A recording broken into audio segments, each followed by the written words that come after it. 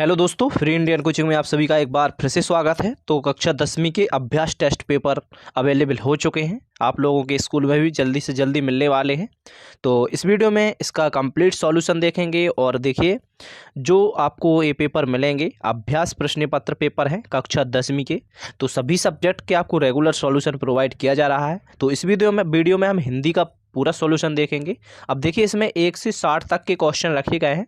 तो 60 question विकल्पीय question है, तो सभी का एकदम परफेक्ट सॉल्यूशन 100% सही बताया जाएगा। ठीक है, तो चलिए स्टार्ट करते हैं। तो यदि आपको अभी मिल चुके हैं अभ्यास प्रश्न पत्र तो जल्दी से सभी में टिक लगाते जाइएगा, यानी कि सही आंसर के उत्तर देखते जाइए। ठीक है, तो डायरेक्ट स्टार्ट करते हैं। कुछ निर्देश यहाँ पर दिए गए हैं विद्यार्थी के लिए, तो देखिए ध्यान से पढ़िए। इसमें क्या दिया गया है, इस पुस्तिका में 60 प्रश्न दिए गए हैं। ठीक है, फिर इसके बाद में दिया गया है इस पुस्तिका में दिए गए प्रश्नों का उत्तर देने के लिए 120 मिनट का समय है, यानी कि आपको 120 मिनट मिलेंगे। स्कूल में यदि आपके पेपर होंगे तो 120 मिनट मिलेंगे, यदि घर पर होंगे तो आपको आपके ऊपर है, जितना भी टाइम दो, लेकिन जल्दी से जल्दी करना है। इसके बाद थर्ड क्वेश्चन देख लीजिए, मतलब थर्ड विद्यार्थी निर्देश। प्रत्येक प्रश्न में 4 विकल्प दिए गए हैं, 1 2 3 4 हैं।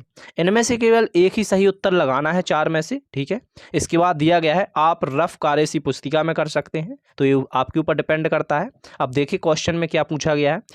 1 से 6 तक के क्वेश्चन इस पहेली पर आधारित हैं जो कि यहाँ पर दी गई है। तो देखिए क्वेश्चन में क्या कहा गया है। इसमें कहा गया है निम्नलिखित समाचार को पढ़कर सर्वाधिक उपयुक्त जवाब चुनिए। तो आपको क्या करना है, आप इस पैराग्राफ को जो गिलहरी के ऊपर दिया गया है इसको अच्छे से पूरा पढ़ना है। ठीक है, आपके अभ्यास टेस्ट पेपर में दिया हुआ होगा। ठीक है, तो इसे ध्यान से पढ़िएगा और 1 से 6 तक के सभी जो विकल्प क्वेश्चन है इसी से इसके आंसर आपको बताने हैं, तो इसको ध्यान से पढ़ लीजिए। ठीक है, इसको पढ़ने के बाद आपको फर्स्ट क्वेश्चन में देखिए क्या पूछा गया था। तो फर्स्ट क्वेश्चन देखना है।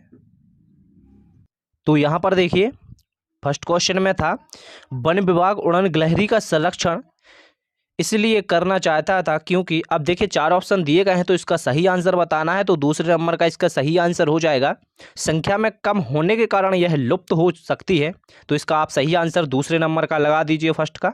इसके बाद सेकंड क्वेश्चन देखिए, ध्यान से देखिए और ठीक है ध्यान से देखते जाइए।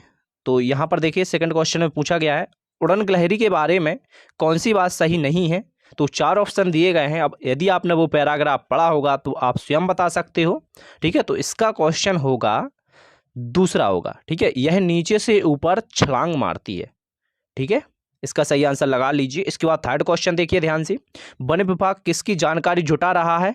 तो इसका आंसर क्या होगा, फर्स्ट का हो जाएगा उड़न गिलहरी के परिवार की। इसके बाद फोर्थ क्वेश्चन आता है, देखिए फोर्थ क्वेश्चन को ध्यान से पढ़िएगा। इसमें पूछा गया है वनकर्मी हैरान क्यों थे। अब यहाँ पर आपको 4 ऑप्शन दिए गए हैं, तो इसमें से फर्स्ट आंसर लगा दीजिए, गिलहरी गेस्ट हाउस के पास दिखाई दी थी। इसके बाद फिफ्थ क्वेश्चन है प्रगति प्रेमियों के लिए अच्छा समाचार क्या है। तो इसके में भी 4 ऑप्शन दिए गए हैं। अब आप बताइए कौन सा सही होगा इसमें से। तो इसमें से देखिए फोर्थ नंबर का दुर्लभ प्रजाति की गिलहरी का टेहरी में पाया जाना है, यही इसका सही आंसर होगा। ठीक है, ध्यान से लगाते जाइए क्योंकि बाद में हट जाते हैं जो मैं टिक लगाता हूं। ठीक है, तो आप ध्यान से सभी को लगाते जाइए। यदि आपके रह गए हों तो वीडियो को एक बार फिर से देख लीजिए। ठीक है, तो यहाँ पर 6वां क्वेश्चन दिया हुआ है उड़न गिलहरी का नाम उड़न गिलहरी इसलिए पड़ा क्योंकि। अब क्यों पड़ा तो बताना है 4 ऑप्शन में से। तो इसका आंसर थर्ड वाला लगा दीजिए, ऐसा लगता है मानो वह उड़ रही है, इसलिए इसका नाम क्या है, उड़न गिलहरी। अब देखिए 7 से 12 तक के क्वेश्चन आपको इस गद्यांश को ध्यान से पढ़कर बताना है, तो इस गद्यांश को आप ध्यान से पढ़िएगा।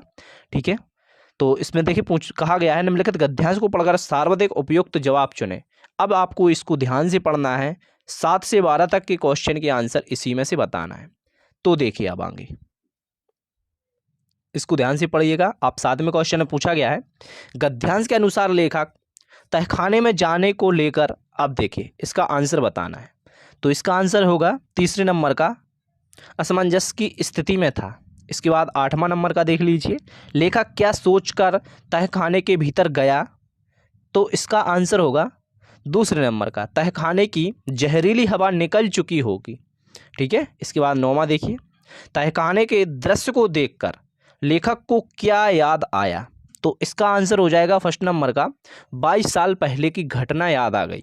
ठीक है, इसके बाद आगे देखिए 10वें नंबर का, इसमें पूछा गया है लेखक की आंखें मतलब चौंधिया जाती हैं, मतलब चकरा जाती हैं, ठीक है। तो इसका आंसर बताना है आपको। तो इसका आंसर क्या हो जाएगा, दूसरे नंबर का लगा दीजिए। दूसरे नंबर में क्या दिया है, जब टार्च की रोशनी हीरे जवाहरात पर पड़ती है, तो ये लगा दीजिए। अब जैसे ही टार्च की रोशनी हीरे और जवाहरात पर पड़ती है तो वो चमकने लगता है। चमकने लगता है तो क्या होता है, अपनी आंखें क्या होती हैं, चकरा जाती हैं। तो वही यहाँ पर पूछा गया था, ठीक है। इसके बाद में 11वां दिया गया है, गद्यांश में किस वरीसपन की बात की गई है। तो यहाँ पर इसका आंसर हो जाएगा तीसरे नंबर का पाप पुण्य की, ठीक है। तो तीसरे नंबर का आंसर लगाना है आपको, पाप पुण्य की। इसके बाद 12वां देख लीजिए, इसमें पूछा गया था लेखक के पास किस सवाल का जवाब नहीं था। तो इसका आंसर हो जाएगा 4th नंबर का, वह है वारिसपन को यही खत्म कर दे या नहीं, ठीक है। तो इस प्रकार आपका 12वां क्वेश्चन भी कंप्लीट हुआ। अब आगे ध्यान से देखिएगा, 13 से 18 तक के इसमें विज्ञापन को पढ़कर सार्वधिक उपयुक्त मतलब आपको चुनना है। तो यहाँ पर ध्यान से देखिए, हमारी नज़र आप पर है, इसको पढ़िए ध्यान से, ठीक है। इसको ध्यान से पढ़ लिए और फिर क्या करना है, 13 से 18 तक के सभी आंसर आपको बताना है। तो यहाँ पर 13 से स्टार्ट करते हैं, आप ध्यान से टिक लगाते जाइएगा, जो सही है तो वो आप देखते जाइए। तो यहाँ पर 13वें क्वेश्चन में देखिए पूछा गया है, आय घोषणा का विज्ञापन किस विभाग द्वारा जारी किया गया। अब इसका आंसर बताना था, तो 13वें का दूसरा हो जाएगा गृह विभाग, ठीक है। गृह विभाग इसका सही आंसर हो जाएगा। इसके बाद 14वां दिया गया है, प्रस्तुत विज्ञापन में किस तरह की आय की घोषणा को प्रोत्साहित किया गया है। अब इसका क्या आंसर होगा, तो इसका आंसर लगा दीजिए आप, मासिक आय होगा, ठीक है। तो मासिक आय इसका सही आंसर लगा। इसके बाद 15वां देखते हैं, ठीक है। तो यहाँ पर देखिए 15वें में पूछा गया है, निम्नलिखित में से किस माध्यम द्वारा आय की घोषणा की जा सकती है। तो 4 ऑप्शन में से एक बताना है। तो यहाँ पर चौथे नंबर का हो जाएगा, आयकर विभाग की वेबसाइट पर ऑनलाइन प्रस्तुत करना। इसके बाद 16वां है, आयकर विभाग किस संस्था के साथ साझा नहीं करेगा। तो इसका आंसर होगा आय घोषणा योजना की सूचना, तीसरे नंबर का लगा दीजिए, ठीक है। इसके बाद 17वां दिया गया है, ध्यान से पढ़िएगा इसको, इसी विज्ञापन में आयकर विभाग द्वारा पूछताछ के लिए कौन सा माध्यम अपनाने की सलाह नहीं दी गई।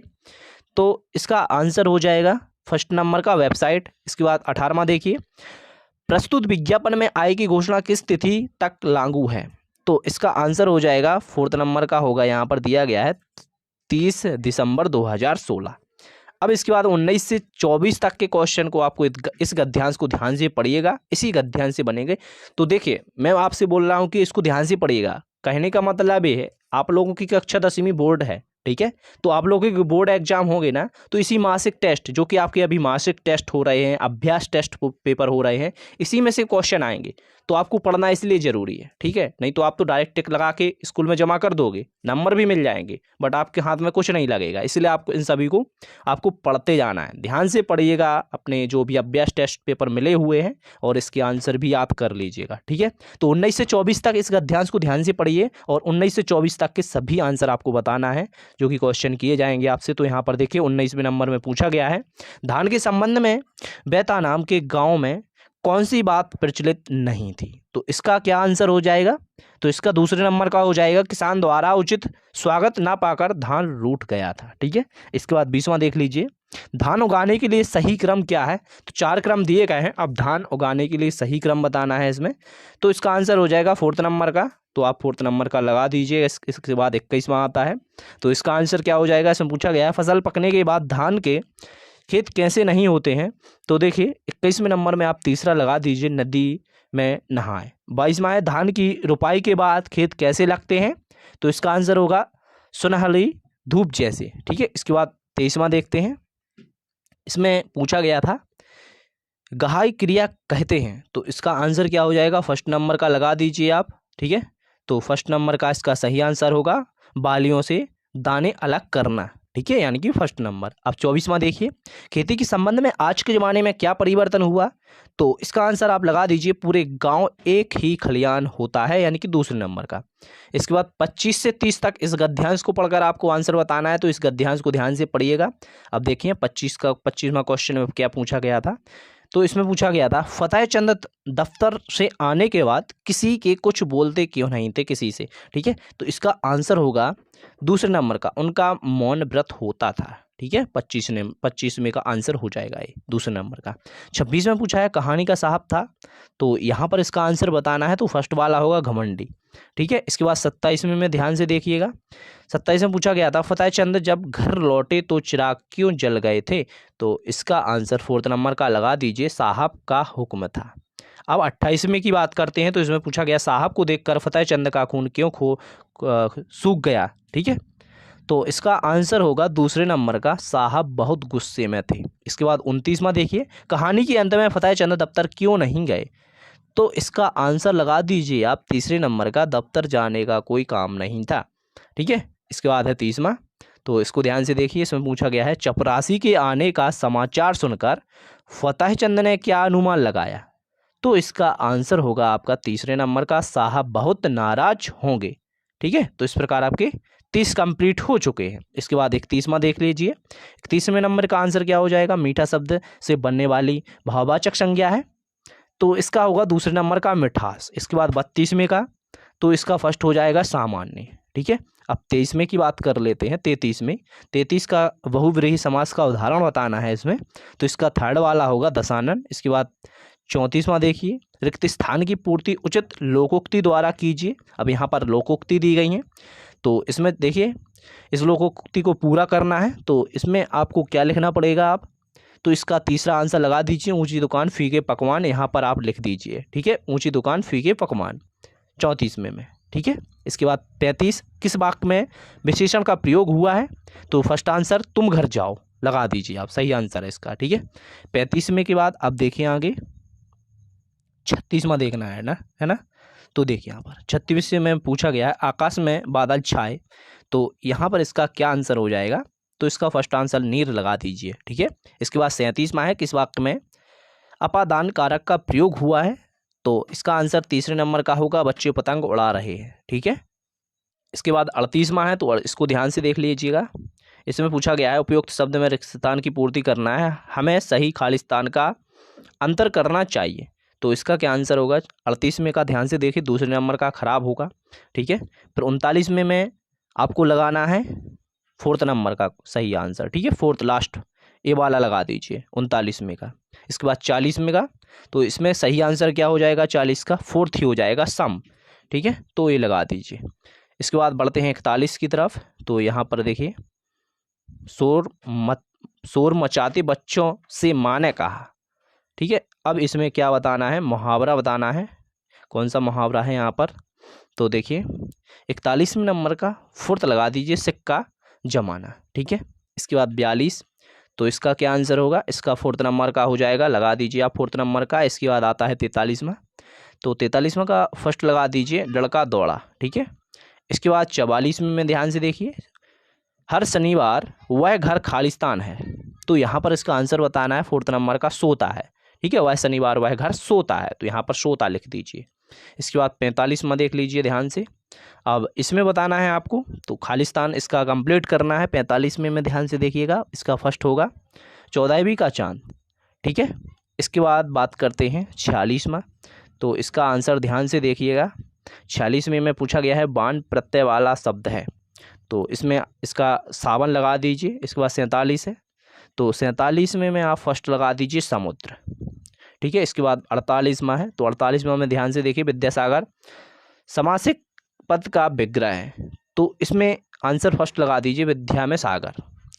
49वां देख लीजिए, अब इसका आंसर हो जाएगा सेकंड आगे। ठीक है, इसके बाद 50 देख लीजिए, 50वां क्वेश्चन दिया गया है। 50वें क्वेश्चन में तीसरे नंबर का आंसर सही लगा दीजिए कौन। ठीक है, इसके बाद आता है 51, इसमें भी रिक्त स्थान की पूर्ति करना है, उसकी खालिस्तान गले में अटक गई। अब गले में क्या अटक गई, तो देखिए यहाँ पर सांस अटक गई, फोर्थ नंबर का लगा दीजिए। 52वें में देखिए, 52वें में दूसरे नंबर का लगाना है मोरनी। इसके बाद 53 देख लीजिए, इसमें भी दूसरे नंबर का 3 लगा दीजिए, इसका सही आंसर हो जाएगा। ठीक है, इसके बाद 54 देखिए, 54 और 55 दोनों क्वेश्चन ध्यान से देखिएगा। तो 54 में देखिए आपको क्या करना है, कौन सा आंसर लगाना है, तो इसमें आप तीसरे नंबर का लगा दीजिए, और 55 में फोर्थ नंबर का आंसर सही लगा दीजिए। ठीक है, इसके बाद 56 देख लीजिए, इसमें 56वें में देखिए क्या करना है, फोर्थ नंबर का लगाना है अधिकरण। इसके बाद 57 है, इसका दूसरे नंबर का आंसर आप लगा दीजिए, जल्दी से लगाते जाइए। यदि आपके रह गए हैं तो वीडियो को दोबारा देख लीजिए, ठीक है, रोक रोक कर देखिए। और 58 देख लीजिए, 58 में क्या है, किस वाक्य की क्रिया अकर्मक है, तो इसका आंसर क्या हो जाएगा, दूसरे नंबर का हो जाएगा। इसी प्रकार 59, ठीक है, वीर योद्धा रणभूमि में प्राण देते हैं पर भागते नहीं हैं, तो इसमें क्या होगा, इसका तीसरे नंबर में लगा लीजिए, हवा नहीं हो जाते। इसके बाद आता है लास्ट क्वेश्चन। तो लास्ट क्वेश्चन को कंप्लीट करने से पहले यदि आप हमारे चैनल पर नए थे तो जल्दी से सब्सक्राइब कर लीजिए। इसी प्रकार के वीडियो आपको मिलते रहेंगे, आपके सभी सब्जेक्ट के सॉल्यूशन आपको रेगुलर प्रोवाइड किए जा रहे हैं। तो जल्दी से सब्सक्राइब कर नोटिफिकेशन ऑल पर क्लिक कर लें, ताकि नोटिफिकेशन की वीडियो आपके पास जैसे ही वीडियो आए आपके पास नोटिफिकेशन पहुँच सके, ठीक है।